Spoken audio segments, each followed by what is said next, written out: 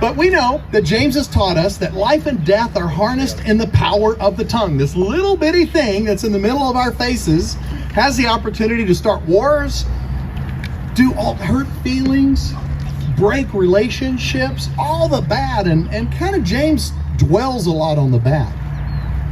But let's be reminded that the tongue can also do amazing things.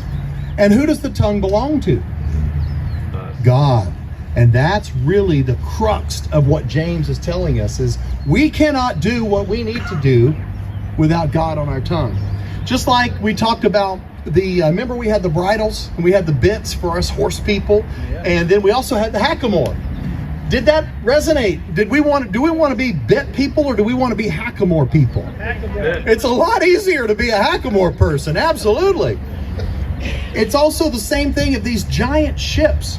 They got this tiny little rudder, and this tiny little rudder steers the ship. But if the captain still has power and he can move the ship, but he doesn't have a rudder, what does he have? The Exxon Valdez.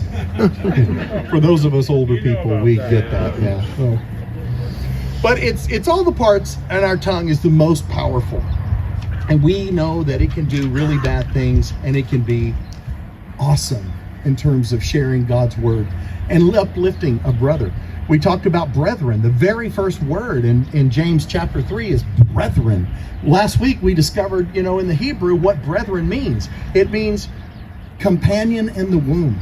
That's different than friend, right? That's a big, big deal.